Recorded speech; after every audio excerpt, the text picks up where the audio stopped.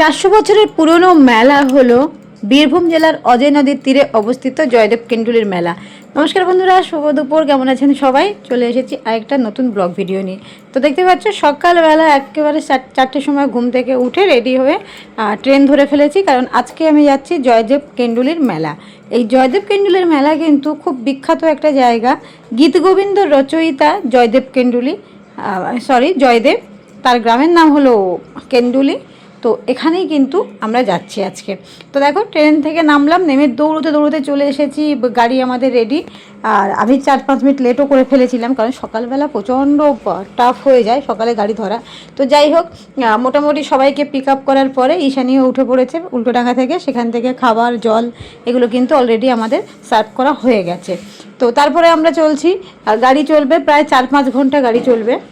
আর সবথেকে বড় কথা হলো, এখন বৃষ্টির সময় প্রচুর বৃষ্টি হচ্ছে, কিন্তু আমাদের কপালটা এতটাই ভালো ছিল যে আমরা যখন গাড়িতে ঠিক তখনই বৃষ্টি হয়েছে। আমরা গাড়ি থেকে নামার একটু আগে আগে কিন্তু সেই জায়গার বৃষ্টি একদম কমপ্লিট, এবং আমরা সারা দিন এই বর্ষাকালেও কিন্তু একদম শুকনো অবস্থায় ঘুরতে পেরেছি। এটা হলো সবথেকে বড় প্লাস পয়েন্ট। তো যাই হোক, তারপরে আমরা কিছুটা যাওয়ার পরে ঈশানী যেহেতু চা খাওয়ায়, সবাইকে চা খাওয়ানোর জন্য একটা ধাবার সামনে নামালো। এবার আমরা যেহেতু ভিডিও আর ছবি পাগল, আমরা ধাবায় ঢুকে চা না খেয়ে চলে এসেছি ধাবারই একটা ছোট্ট একটা পার্কে। তো এই পার্কটা সত্যি দেখো খুবই সুন্দর একটা ছোট্ট পার্ক। তো এখানে আমরা কিছুটা ফটোশ্যুট, ভিডিও শ্যুট করলাম, করে টোরে তারপরে সবার লাস্ট আমরা পৌঁছচ্ছি কিন্তু ধাবার মধ্যে চা খেতে। ততক্ষণে প্রত্যেকেরই প্রায় বলতে গেলে চা খাওয়া হয়ে গেছে। তো সত্যি কথা বলতে ঈশানী ভালোবাসা বলে বকে না, নইলে তো চেঁচামেচি করতো অন্য যদি কোনো এজেন্সি হতো। তো যাই হোক, আমরা তারপর চলে এসেছি চায়ের এখানটায়। তো দেখতে পাচ্ছ ভেতরটাও, ধাবার ভেতরটাও খুব সুন্দর। এই সকালেও কিন্তু অনেক লোকের সমাগম আছে। আমাদের গ্রুপের প্রায় প্রত্যেকজনেরই খাওয়া দাওয়া কিন্তু শেষ। তারা বাইরে চলে গেছে, বাইরে গিয়ে ছবি, ভিডিও, এবার ফটোশ্যুট তারা করছে, আর আমরা এবার চা খেলাম। তো তারপরে কিন্তু হয়ে গেছে, সবাই দেখতেই পাচ্ছ একদম গাড়িতে ওঠার জন্য রেডি। সবাই গাড়িতে উঠছে। জায়গাটা এত সুন্দর যে ভাবলাম বারবার তোমাদেরকে ঘুরিয়ে ঘুরিয়ে দেখিয়ে দিই। তো এখান থেকে আমাদের এখনও অনেকটা রাস্তা যেতে হবে, কারণ বীরভূম যেতে হবে, মানে বুঝতে পারছো কলকাতা থেকে বীরভূম অনেকটা রাস্তা।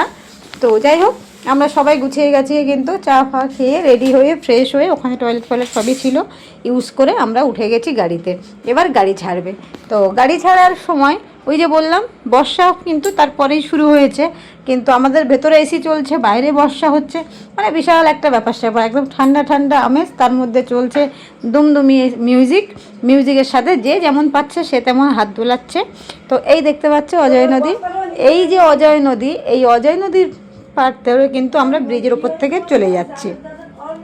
তো যেহেতু অজয় নদী পার হচ্ছি, কারণ এই বললাম বীরভূমের অজয় নদীতে যাব। তো যাই হোক, দেখতেই পাচ্ছ এই যে জয়দেব কেন্ডুলি, আর 1 কিলোমিটার, আর 1 কিলোমিটার পরেই কিন্তু আমরা পৌঁছে গেলাম জয়দেব কেন্ডুলিতে। সেখান থেকে নামলাম, নেমে এটা হলো জয়দেব কেন্ডুলির মূল মন্দিরটা।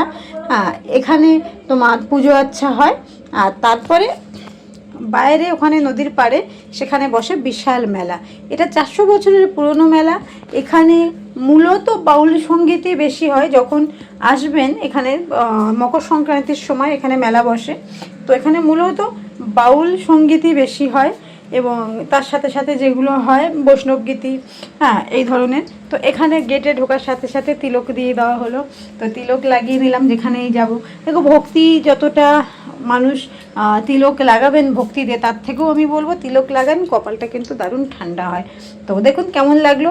যদি ভিডিও ভালো লাগে তাহলে কিন্তু অবশ্যই লাইক কমেন্ট